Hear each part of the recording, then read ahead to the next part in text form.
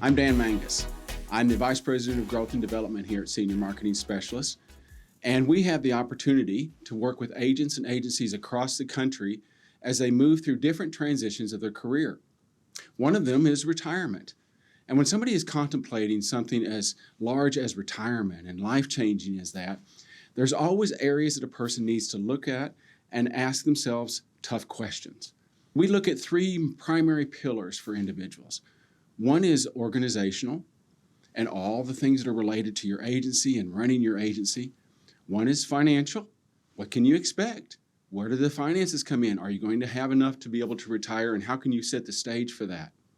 And then the last is emotional, because all of us make decisions emotionally and we justify it logically. So we want to make sure that we're thinking through how we're going to be impacted by this transition in our life. So as an example, here are three tough questions that you might want to ask yourself in each category. The first is organizational. Have you went through your records and made sure that somebody else can pick up that baton and truly have a relationship with that person just like you did? Is there information in your records that is beyond the basic name and phone number and address, but really about that person? What's their family like? Who are their influencers in making their decisions?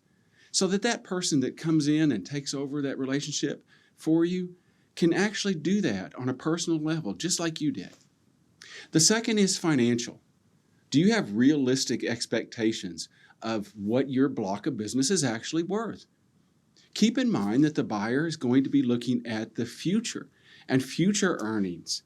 So when they do estimates, it's probably going to be based on 12-month projected, not your last 12 months. Because the last 12 months probably included a lot of first-year commissions and things that are now just going to be renewals.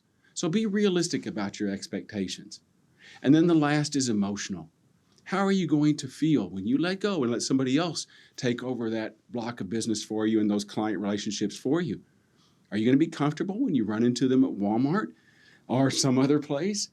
You know, you want to be able to relax and enjoy what you're doing, but you have to be ready emotionally to be able to do that. So as you move through these transitions, we understand that there's a lot to consider, and we're ready and willing to help you in any way possible. So we look forward to hearing from you and maybe having further discussion on these topics.